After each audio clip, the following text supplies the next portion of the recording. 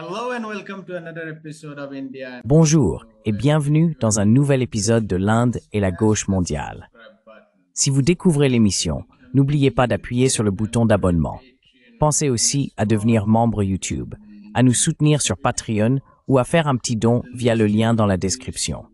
Mais au minimum, regardez l'émission, aimez, partagez et commentez. Sans plus attendre, permettez-moi d'accueillir notre invité de ce soir, le professeur Norman Finkelstein. Le professeur Finkelstein est un éminent spécialiste de la Palestine.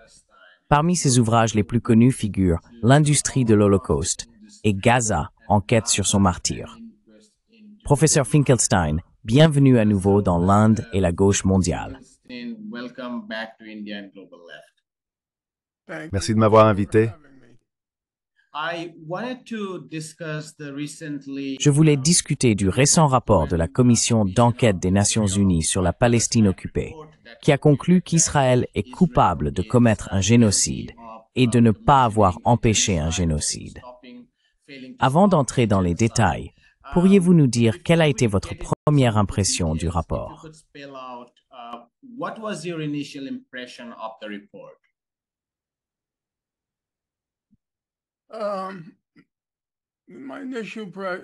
Ma première impression du rapport a été que la commission d'enquête des Nations Unies, qui s'était montrée hésitante dans ses précédents rapports, je crois que c'est le 5e sur Gaza-Israël si je ne me trompe pas, depuis le 7 octobre, était réticente à conclure qu'Israël commettait un génocide. Elle utilisait jusqu'alors un cadre fondé sur les lois de la guerre pour tenter de comprendre la situation à Gaza. Elle a désormais clairement abandonné ce cadre et adopte celui du génocide à la place. En somme, on pourrait dire qu'elle a tardivement rejoint le consensus croissant selon lequel Israël commet un génocide à Gaza.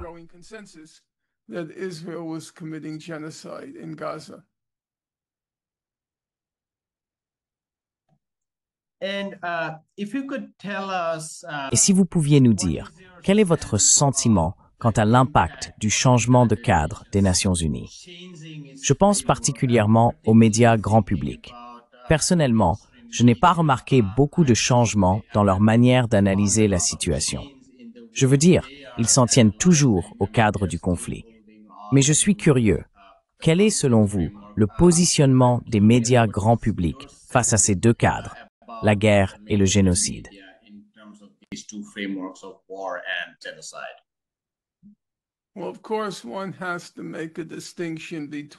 Eh bien sûr, il faut faire une distinction entre les médias traditionnels et l'opinion publique au sens large.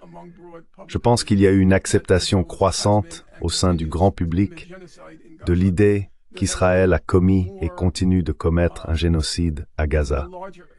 Il y a également eu davantage de discussions dans les médias traditionnels, sans nécessairement parvenir à une conclusion, mais au moins en soulevant la question de savoir si Israël commet un génocide.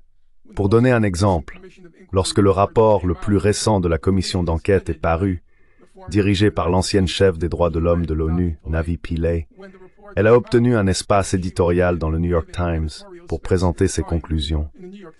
Le simple fait que le Times ait permis la publication d'un article d'opinion validant l'affirmation selon laquelle Israël commet un génocide est en soi révélateur.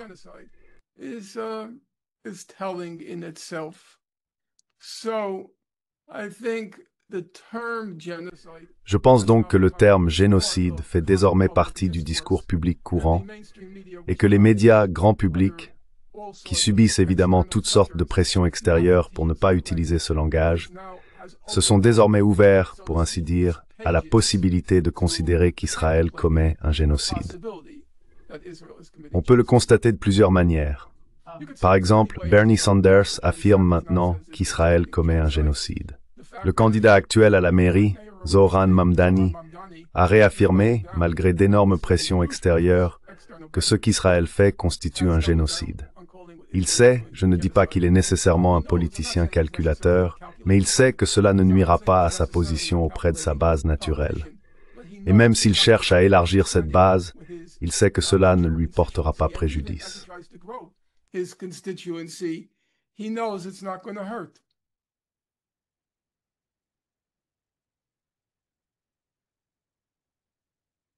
Je ne t'entends pas, il n'y a pas de son. I'm sorry. We'll cut out the bit. I didn't. Je suis désolé, nous allons couper cette partie. Okay, so, Oui, je me suis bien réactivé le micro. recap for our D'accord. Donc si vous pouviez résumer brièvement pour nos téléspectateurs, et j'utilise simplement le mot résumé parce que nous avons déjà abordé cette question, quelle est la portée plus large de ces deux cadres? Ou quelle est la signification du fait de ne pas utiliser le cadre de la guerre? I know you have been saying Je sais que vous en avez déjà parlé, mais pour ceux de nos téléspectateurs qui découvrent cette discussion, pourriez-vous expliquer, en bref, quel est le problème de présenter cela comme un conflit ou une guerre plutôt que comme un génocide? a conflict or a war instead of a genocide.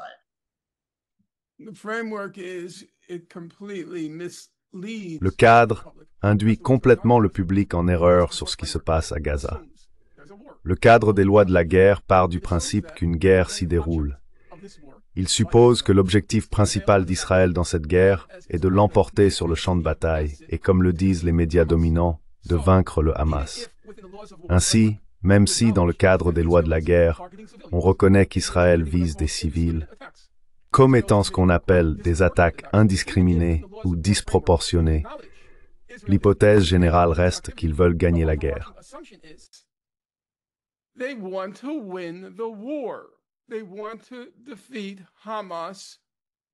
Ils veulent vaincre militairement le Hamas.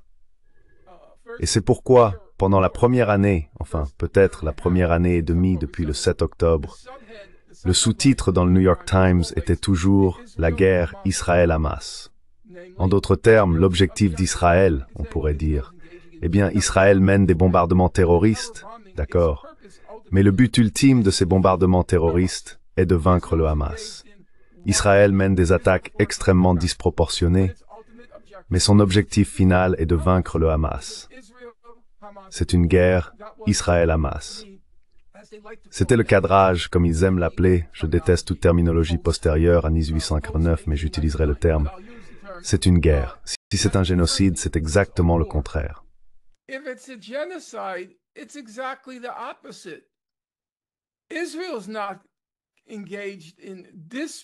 Israël ne mène pas d'attaque disproportionnée, c'est-à-dire tuer un nombre excessif de civils pour atteindre un objectif militaire.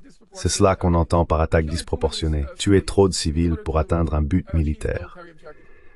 Israël ne commet pas d'attaque disproportionnée, il commet des attaques proportionnées, proportionnées à son objectif. Son objectif, sa finalité, est de tuer des civils.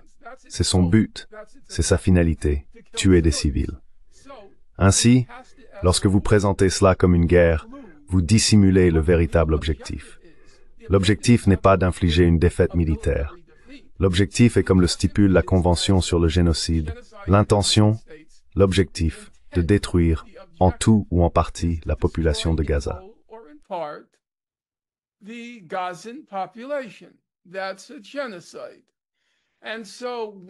C'est un génocide. Et donc un indicateur clé pour savoir si un rapport s'appuie sur le cadre du droit de la guerre ou sur celui du génocide, un indicateur clé est de voir s'il utilise ou non le langage des attaques disproportionnées.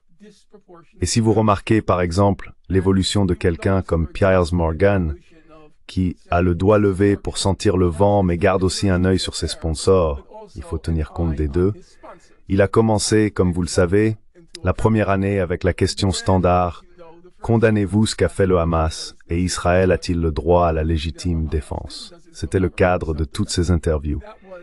Et la réponse à ces deux questions devait servir de test décisif, de garde-barrière.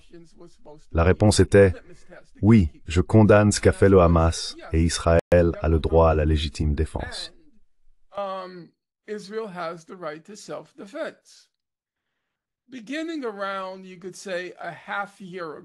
À partir d'environ, disons, il y a 6 mois, à peu près, je ne peux pas vous donner la date exacte, Piers Morgan a changé de ton. Il a dit « Israël a le droit de se défendre, mais ses attaques sont disproportionnées. » Il reconnaissait donc qu'Israël s'écartait des lois de la guerre, car il menait un nombre excessif d'exécutions de civils pour atteindre son objectif militaire. Mais il n'était pas encore entré dans le domaine, le terrain du génocide, puisqu'il insistait sur le fait que les attaques étaient disproportionnées. Et comme je l'ai dit dans l'émission, probablement il y a environ 6 mois, j'ai dit non, les attaques sont proportionnées. Elles sont proportionnées à l'objectif.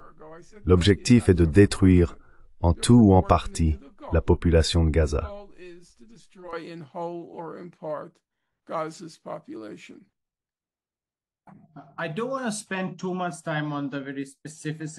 Je ne veux pas passer trop de temps sur les détails précis du rapport, mais je suis curieux. En le lisant, on y voit qu'il documente tous les crimes et les divise en différentes sections. La section sur les violences de genre m'a particulièrement marqué, d'autant plus qu'elle a été totalement passée sous silence par les médias traditionnels. J'aimerais y revenir plus tard, mais je suis très curieux. Parmi tous ces types de crimes analysés dans le rapport, les attaques délibérées contre les civils, contre les maternités pour empêcher les naissances, contre les infrastructures, la famine provoquée intentionnellement, beaucoup de ces faits sont familiers à ceux d'entre nous qui suivent l'actualité. Y a-t-il quelque chose en particulier qui vous a frappé, que vous aimeriez partager avec nos téléspectateurs?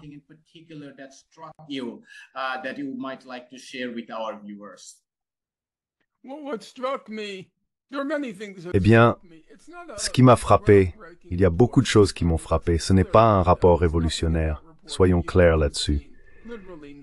Il n'y a rien dedans que vous n'auriez pas pu voir, littéralement rien, que vous n'auriez pas pu voir dans la soumission sud-africaine à l'ONU du 29 décembre 2023.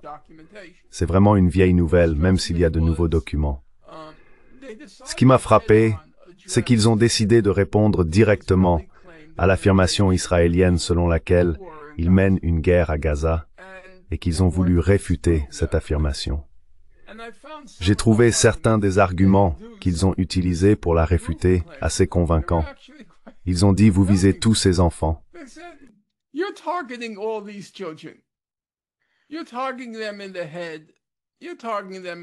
Vous les visez à la tête, vous les visez à la poitrine. Les preuves à ce stade sont accablantes. Je veux dire, ils n'en parlent pas, mais en passant, le chef de l'opposition officielle a déclaré il y a environ 6 mois que les soldats israéliens tuaient des enfants par plaisir. Bien sûr, il a insisté, mais il a ensuite subi une énorme attaque, alors il s'est rétracté. Mais il l'a dit. Et il faut se demander pourquoi il aurait dit une telle chose en public s'il n'y avait pas eu de preuves pour l'étayer.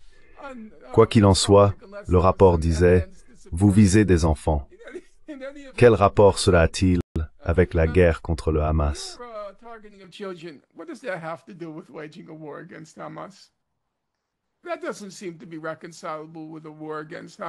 Cela ne semble pas conciliable avec une guerre contre le Hamas. Ensuite, ils ont parlé des violences sexuelles omniprésentes et systématiques. Quel rapport cela a-t-il avec le déclenchement d'une guerre contre le Hamas? J'ai trouvé qu'ils avaient vraiment réussi à mettre en évidence l'absurdité de l'affirmation israélienne selon laquelle elle menait une guerre contre le Hamas, compte tenu de ce que nous savons maintenant, ou plutôt de ce que nous avons toujours su, mais aussi de l'ampleur des preuves accumulées montrant que la stratégie fondamentale d'Israël est incompatible avec la conduite d'une guerre. Je vais te dire autre chose qui m'a frappé dans le rapport. Bien sûr, ils doivent aborder la question de l'intention d'inciter au génocide.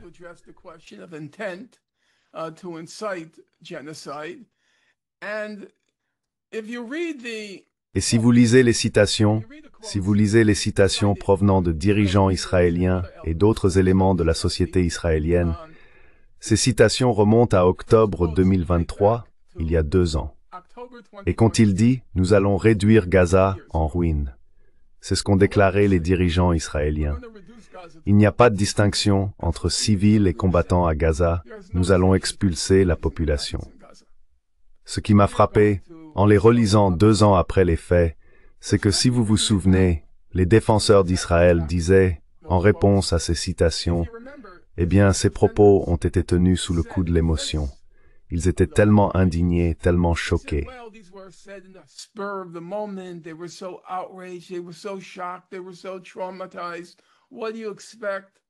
Ils étaient tellement traumatisés, que pouvez-vous attendre d'autre? Et puis regardez ce qui s'est passé au cours des 2 dernières années. Exactement ce qu'ils avaient dit qu'ils feraient, ils l'ont fait. Ce n'était pas une impulsion du moment. Souvenez-vous d'Amalek, tuer chaque homme, femme et enfant. Nous n'allons pas laisser entrer de nourriture, de carburant, d'eau, ni d'électricité. Nous allons réduire Gaza en ruine.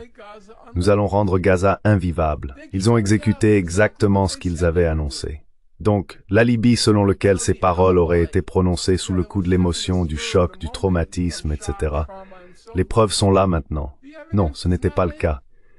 C'était l'occasion en or, le don du ciel pour enfin, une bonne fois pour toutes, résoudre la question de Gaza.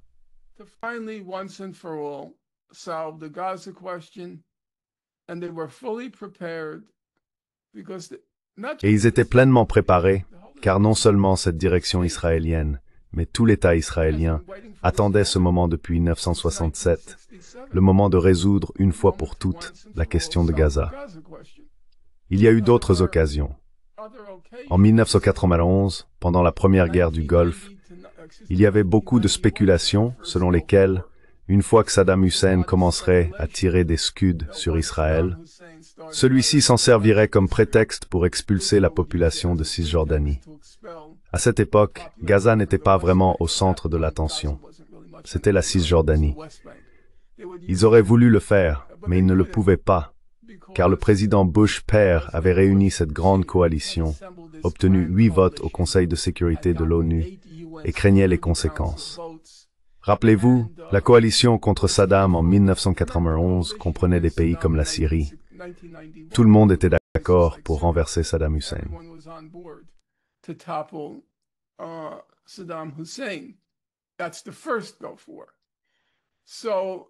C'est la première chose à viser.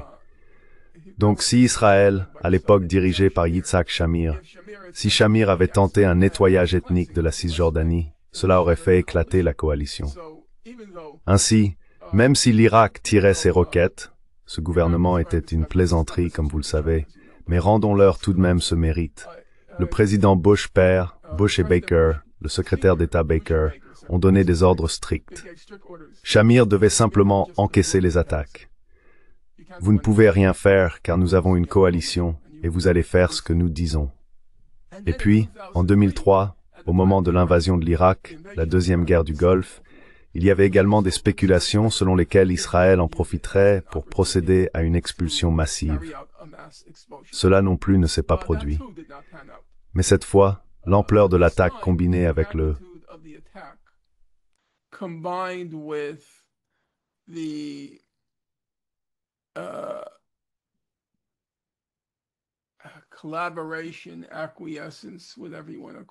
la collaboration, l'acquiescement, appelez cela comme vous voulez, du monde arabe était telle qu'ils ont compris que c'était l'occasion qu'ils attendaient depuis des décennies, qu'ils désiraient et convoitaient depuis longtemps. Et maintenant, quoi qu'il arrive, ils vont aller jusqu'au bout. Et ils le feront. Ils iront jusqu'au bout. Le but du génocide n'est pas d'exterminer tous les Palestiniens. Le but, ou plutôt l'objectif, est de provoquer le nettoyage ethnique.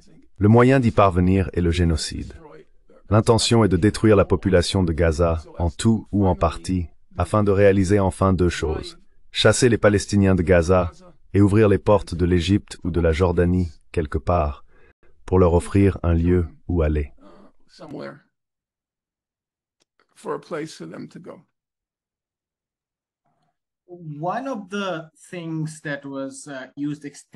L'un des éléments largement utilisés pour justifier le génocide, en dehors des chiffres allégués des personnes tuées, était la violence sexuelle.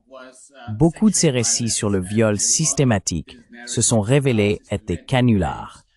Nous ne connaissons pas les chiffres exacts, mais tout ce récit autour du viol systématique a été démystifié par de nombreux journalistes, du moins en ce qui concerne les méthodes employées pour parvenir à cette conclusion.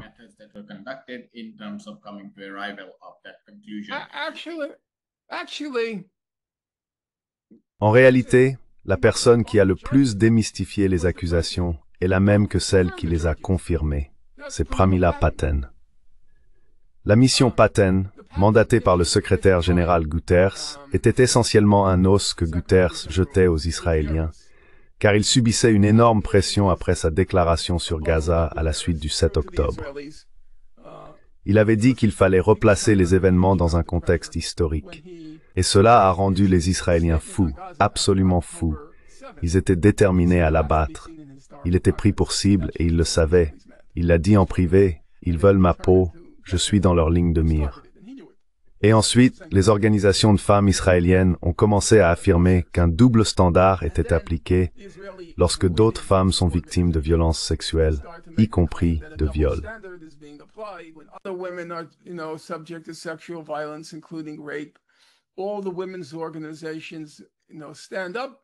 Toutes les organisations de femmes se sont levées, mais maintenant, elles restent silencieuses lorsque cela se produit en Israël. Elles ont donc joué, pourrait-on dire, la carte du MeToo. Entre ces deux facteurs, la mission de Pramila a été mandatée par le secrétaire général Guterres. Et vers les 2/3 du rapport de mission, je crois, ma mémoire me fait défaut maintenant, mais je pense que c'est quelque chose comme le paragraphe 66. C'était un rapport très succinct, d'environ 20 pages. Et vers les 2/3, elle dit qu'Israël a fourni des preuves crédibles que des viols ont été commis le 7 octobre. Puis soudainement, elle déclare « Nous n'avons aucune preuve médicale de viol, aucune preuve médico-légale de viol, aucune preuve numérique ou photographique de viol. » We have no digital or photographic evidence of the rape. Well, that's not very credible evidence. Eh bien, c'est donc pas une preuve très crédible. Tout ce qu'ils avaient, c'était des témoins israéliens. Vous savez, les mêmes témoins qui affirmeront qu'Israël est l'armée la plus morale du monde. Le même genre de témoins. Mais à part cela, prenons ce qui, à mon avis, était un élément extrêmement révélateur d'absence de preuves.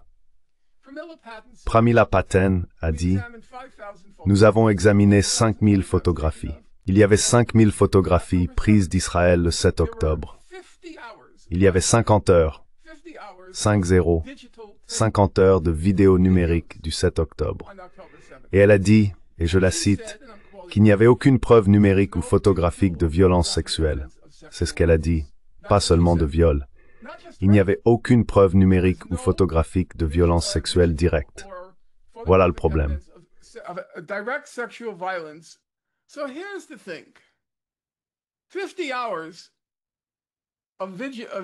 50 heures d'enregistrement numérique, c'est à peu près 12 superproductions de Cecil B. DeMille, comme la Bible. Cela fait beaucoup de preuves numériques et 5000 photographies. Or, selon les organisations de femmes israéliennes, ces viols auraient été conçus pour semer la terreur dans le cœur de tous les Israéliens, de belles jeunes femmes violées. Ils auraient donc tous été commis, exécutés au grand jour, disait-elle. D'accord?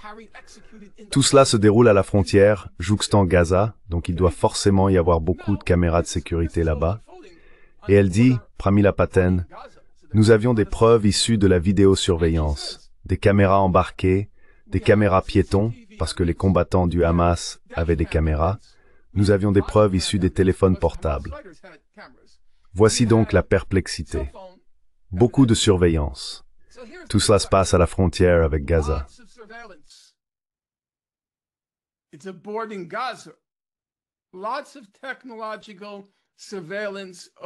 Beaucoup d'équipements de surveillance technologique. Les viols ont lieu en plein air parce qu'ils sont conçus pour semer la terreur dans le cœur de tous les Israéliens, à la vue de ces brutes arabes violant nos jeunes Israéliennes. Et les témoins nous disent qu'ils étaient cachés, qu'ils se dissimulaient lorsqu'ils ont observé les viols. Maintenant, je ne connais pas grand-chose à votre génération, et le peu que j'en sais ne m'impressionne pas beaucoup. Une chose que je sais, et cela ne m'impressionne pas non plus, c'est que quoi qu'il arrive, il faut que ce soit sur leur téléphone portable. Je mange une omelette, il faut filmer. Je vais aux toilettes, il faut filmer. Oh, un pigeon mort à côté d'un rat mort, il faut filmer ça. Tout est filmé, quelles que soient les circonstances. And we know from those that most moral army in the Et nous savons de cette armée la plus morale du monde qu'elle ne manque jamais une occasion de filmer ses propres atrocités et de les publier en ligne. Alors je vous pose la question, Monsieur Giotishman, ai-je bien prononcé? Did I pronounce it correctly? Oui? Yes. Alors je vous la repose. Aucun des témoins n'a pensé à filmer ces viols collectifs. C'est ce qu'elle a dit. Il y avait des preuves crédibles. Mais personne n'a songé à enregistrer ces viols collectifs de ces prétendus arabes ou musulmans bestiaux s'en prenant à nos natifs israéliens. Personne. Est-ce plausible? 5000 photographies, 50 heures d'enregistrement numérique. Et elle a dit aucune preuve. Et elle n'a pas limité cela à la violence sexuelle. Excusez-moi, elle ne l'a pas limité au viol. Elle a dit aucune preuve de violence sexuelle. Nous n'avions donc pas besoin des enquêteurs. Il suffisait de regarder ce qu'ils croyaient que les preuves montraient. The evidence they believe, the evidence showed. Well, guess what? All the evidence you adduced proves. Eh bien, devinez quoi? Toutes les preuves que vous avez présentées démontrent, hors de tout doute raisonnable, pas hors de tout doute possible, mais certainement hors de tout doute raisonnable, que les violences sexuelles alléguées étaient une supercherie perpétrée non seulement par les Israéliens, mais aussi par les suprémacistes juifs américains, comme Sheryl Sandberg dans son extravagance. Même si c'était relativement court, environ 1 heure, intitulé Screams Before Silence, où elle est vêtue de ses chaussures Gucci et de son jean Ralph Lauren, parcourant les lieux pour documenter cette horreur qu'elle a appelée Screams Before Silence. En réalité, c'est plutôt Schlock Before Scheiß. Schlock est du yiddish pour ordure. Scheiß est du yiddish pour merde. Excusez-moi, ou excrément. Donc, Schlock Before Scheiß, voilà comment ça devrait vraiment s'appeler. So schlock before Schleiss, that's what it should really be called. She called it the biggest achievement of her life, which I would... Elle a qualifié cela de plus grande réussite de sa vie, ce qui, à mon avis, ne reflète pas très bien la façon dont elle a utilisé sa vie. Mais en tout cas, il n'y a aucune preuve. Aucune preuve. Malheureusement, le secrétaire général Guterres a de nouveau subi d'intenses pressions il y a environ 2 mois, et il a publié un rapport annuel sur ce qu'on appelle la CRSV, la violence sexuelle liée au conflit. Probablement l'un des acronymes les plus laids de l'histoire de l'humanité. Et tout le monde redoute ce rapport à cause de la liste. Il y a une liste dans le rapport, l'annexe, la fameuse annexe, qui énumère ou délimite les pays du monde où les acteurs non étatiques coupables de commettre des violences sexuelles. Et Guterres, savez-vous ce qu'il a fait?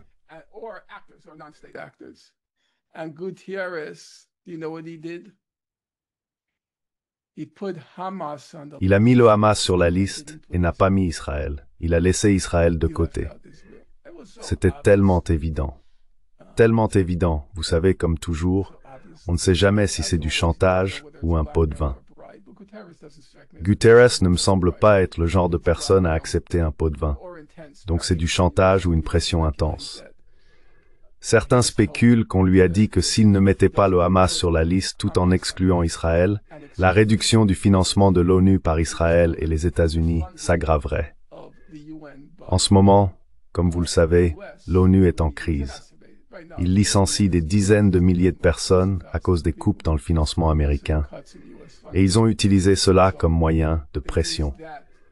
Peut-être, mais je pense que c'était inexcusable. Et j'ai écrit dans mon prochain livre que l'odeur d'un Judas, il portera l'odeur d'un Judas pour le reste de sa vie.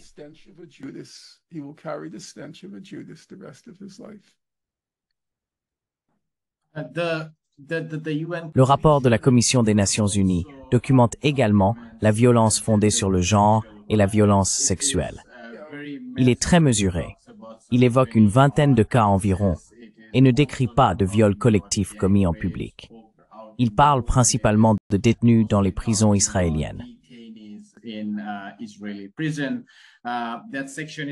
Je pense que c'est très différent. Les viols collectifs sont ceux dont Israël accuse le Hamas. Oui, je vois ce que tu veux dire. Je comprends, oui. Donc je souligne le contraste. L'un est très décontracté et pas du tout prudent, tandis que l'autre, le rapport de l'ONU, est beaucoup plus précis. Faites bien comprendre qu'il s'agit d'une politique. Oui, et donc il parle des détails. Le rapport de l'ONU a déclaré, et je les cite, « Nous n'avons vu aucune enquête crédible. Aucune enquête crédible. Cela signifie que vous avez carte blanche pour faire ce que vous voulez. »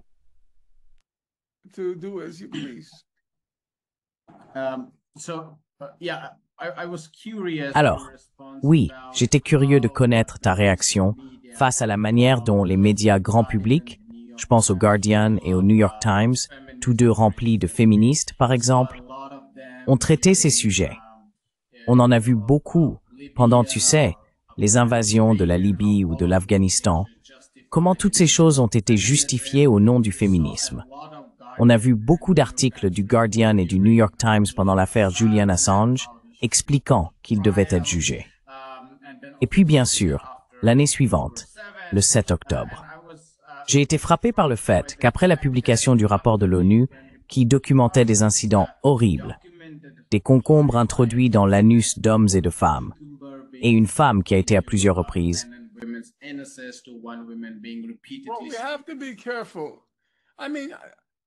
Eh bien, nous devons être prudents.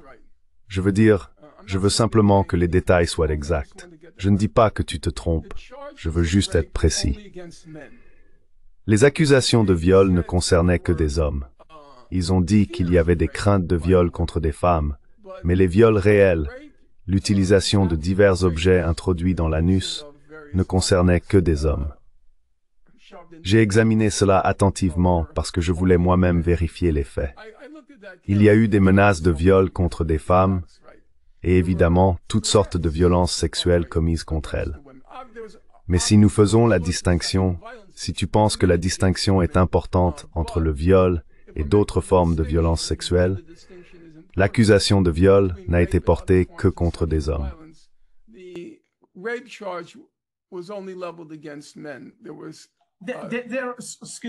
Excusez-moi.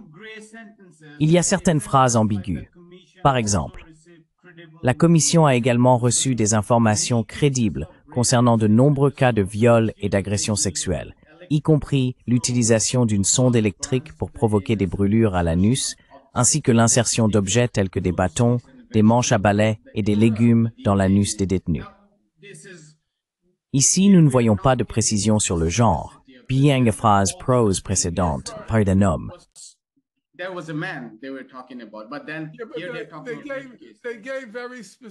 Ils ont donné des exemples très précis, un bon nombre d'ailleurs, et les accusations réelles de viol, les allégations de viol, ne visaient que des hommes.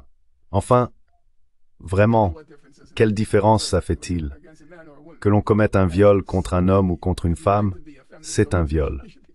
Et si vous prétendez être une organisation féministe, vous devriez vous préoccuper du viol en général. Pas seulement du viol contre les femmes, il me semble. Donc c'est simplement, vous savez, pour être précis, et aussi pour essayer de comprendre la mentalité. Essayez de comprendre la mentalité. Je veux dire, il y avait des bordels dans les camps de concentration nazis.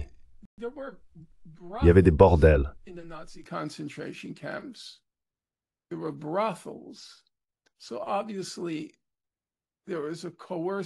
Il est évident qu'il y avait un élément de contrainte pour une femme obligée de se trouver dans un bordel d'un camp de concentration nazi. Mais d'après mes souvenirs, je ne crois pas que les soldats allemands aient commis des viols de masse contre les femmes juives. En partie, c'est à cause de ce tabou, celui de la pureté raciale. On pourrait dire qu'il existait aussi un tabou similaire dans le sud des États-Unis, avec les lois anti-métissage, mais cela n'a pas empêché les maîtres esclavagistes de commettre des viols. Je me souviens avoir discuté de cette question une fois avec ma mère, et je me rappelle vaguement qu'elle m'avait dit que, non, ils ne nous auraient pas violés à cause de la question de la pureté raciale. Mais je peux me tromper. Je veux dire, je suis sûr qu'il existe une vaste littérature sur le sujet.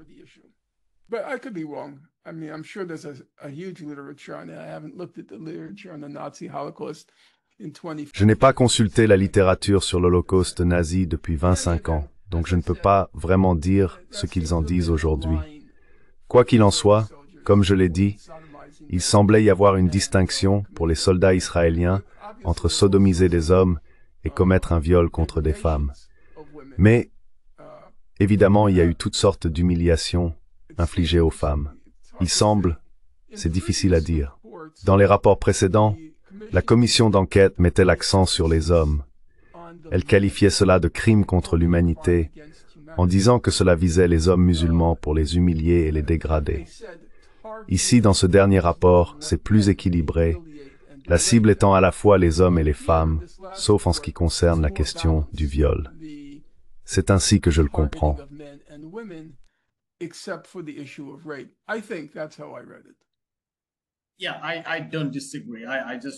Oui, je ne suis pas en désaccord. Je voulais simplement ajouter qu'il y a certaines phrases que j'ai trouvées où il parlait de nombreux cas, et ils étaient collectivisés. Mais oui, je pense que de manière générale, tu as raison. Les femmes ont été soumises à des photographies en sous-vêtements, à des attouchements, et tu sais, à ce genre de choses. Il parle surtout de ce type de harcèlement sexuel plutôt que de pénétration, qui était en grande partie explicitement absente. Bon, je voulais en venir à certaines des questions plus larges. Nous n'avons pas beaucoup de temps, mais une question à laquelle je pensais concernait le fait que la Commission a évoqué un devoir pour tous les États, pas seulement pour Israël, de mettre fin au génocide.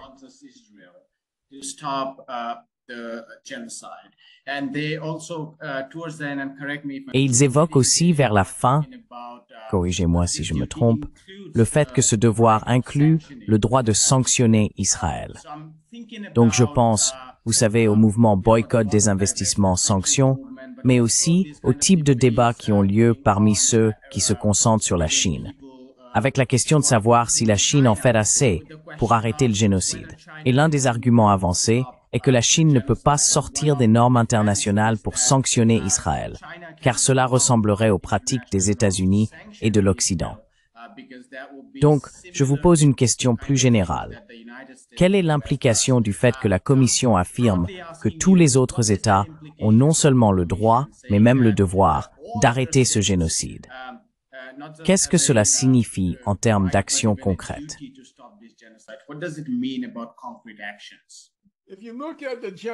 Si vous regardez la Convention sur le génocide, je n'en étais pas vraiment conscient.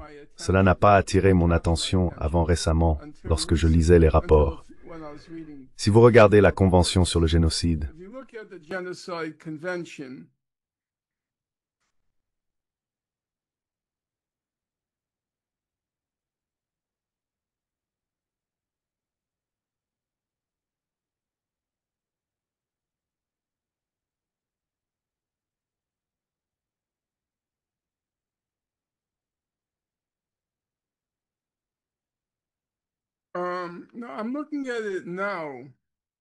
non, je le regarde en ce moment.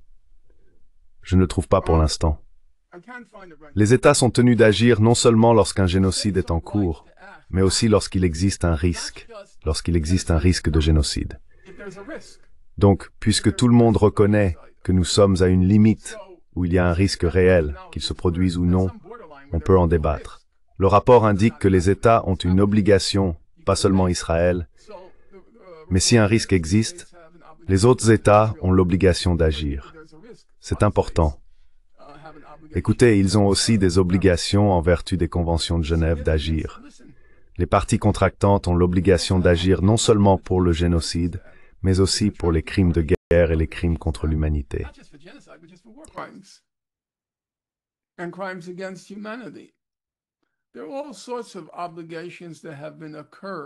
Toutes sortes d'obligations ont été contractées, mais aucune d'entre elles n'a eu d'effet ou de conséquences matérielles. En fait, vous avez mentionné les Chinois. Il y a quelque chose qu'ils pourraient faire sans avoir à agir sur la base d'un risque de génocide. Ils pourraient remplacer les États-Unis comme principal bailleur de fonds de l'ONU. Alors une énorme pression serait atténuée, réduite, et ils pourraient poursuivre leur travail sans craindre de représailles américaines. Je me suis toujours demandé pourquoi ils ne le faisaient pas, pourquoi ils ne le font tout simplement pas. Ils ont évidemment les moyens de remplacer les États-Unis comme principal bailleur de fonds. Je ne sais pas s'ils ne veulent tout simplement pas brouiller leur plan économique avec la politique.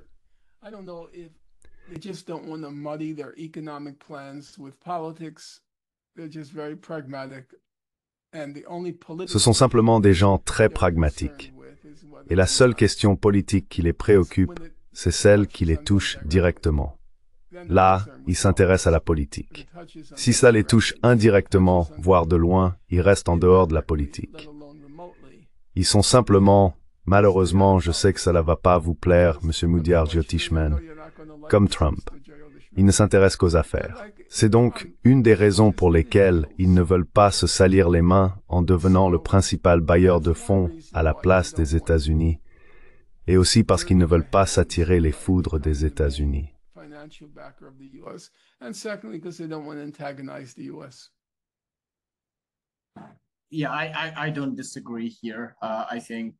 Oui, je ne suis pas en désaccord. Je pense qu'il y a eu un changement frappant dans la politique étrangère chinoise après les années Mao, pour le dire simplement, où ils sont devenus beaucoup plus agnostiques sur le plan politique dans les relations internationales, menant surtout leurs actions en fonction d'intérêts économiques ou d'intérêts propres. Je voulais te demander rapidement, est-ce que ce genre de rapport ou de commission pourrait être ouvert aux responsables américains? Parce que la commission parle des États-Unis à certains moments en disant qu'ils fournissent des armes. Et je pense aussi à ce que tu as mentionné plus tôt, sur le fait que les États-Unis réduisent leur financement des Nations Unies. Je me demande si tu penses que ce type de commission pourrait éventuellement être ouvert contre Joe Biden ou Donald Trump. Qu'en penses-tu? Est-ce que cela aurait une quelconque importance?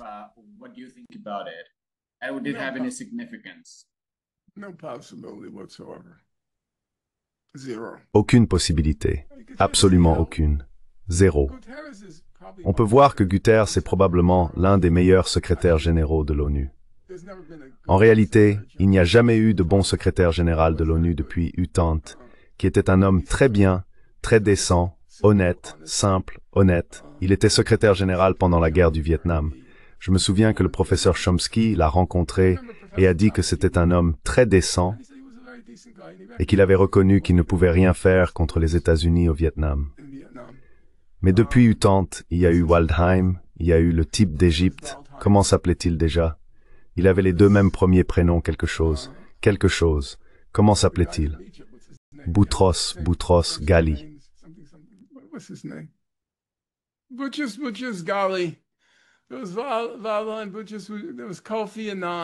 Il y a eu Waldheim et Boutros Ghali. Il y a eu Kofi Annan. Il y a eu, oh mon Dieu, Ban Ki-moon, le cadavre vivant. Donc Guterres est meilleur que lui. Je dois être honnête à ce sujet. Il a été meilleur que la plupart. Je veux dire, il a fait des déclarations qu'aucun secrétaire général précédent n'avait faites.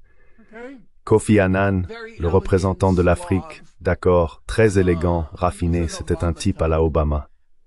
Il n'a même pas dit que la guerre contre l'Irak était illégale avant de quitter ses fonctions. On lui a posé la question après son départ, et il a dit, oui, c'était une guerre illégale. Eh bien, merci beaucoup pour ça, Kofi. Avec ça et un jeton, tu peux prendre le métro. Donc Guterres a été meilleur que la plupart. Regardez comme il a cédé sur la question des violences sexuelles.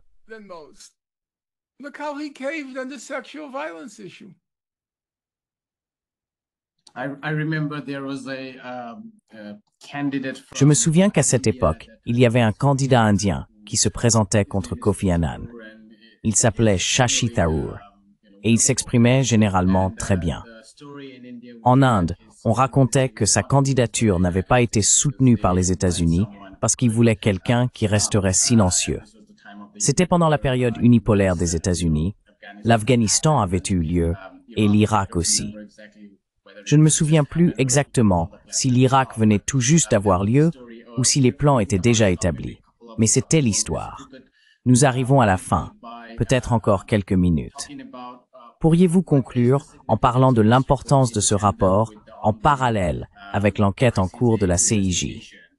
Et aussi, pourriez-vous évoquer le pouvoir de la CPI en vertu du statut de Rome, puisque le rapport parle d'individus en tant que représentants de l'État? Il mentionne Herzog, Netanyahou et Galante.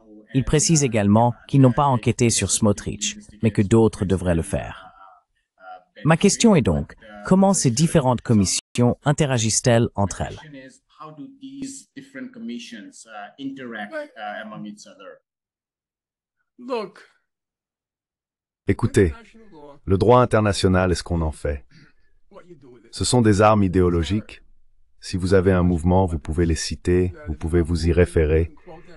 Elles donnent plus de crédibilité à votre acte d'accusation dans la sphère publique. Mais au-delà de cela, évidemment, elles ne seront jamais appliquées. Je pense que tout le monde le sait. Néanmoins, ils ont la documentation, ils ont la crédibilité, et cela rend plus difficile pour Israël de poursuivre ces dénégations. Donc je ne vois rien au-delà de cela. Mais il faut les lire et les maîtriser, car elles contiennent toutes sortes de preuves, d'éléments et d'arguments dans la bataille de l'opinion publique. Voilà.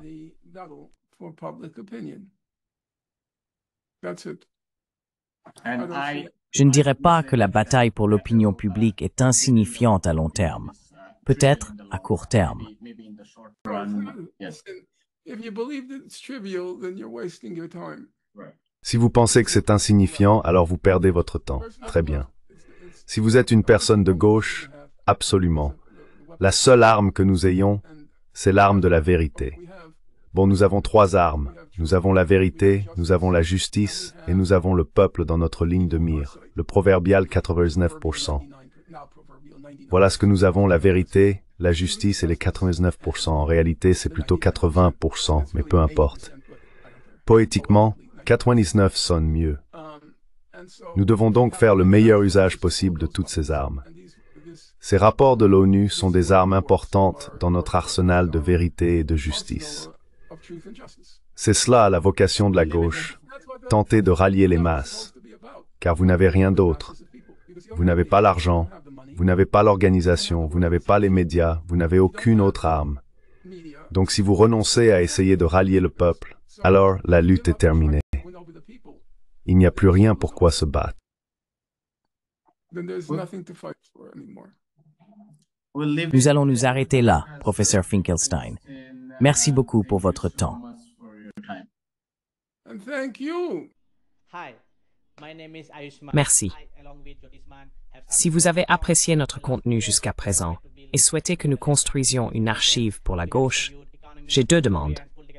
Veuillez envisager de faire un don à la cause. Le lien se trouve dans la description ci-dessous. Et si vous ne pouvez pas le faire, ne vous en faites pas. Vous pouvez toujours aimer et partager nos vidéos avec vos camarades. Enfin, n'oubliez pas d'appuyer sur le bouton d'abonnement. Finally, don't forget to hit the subscribe button.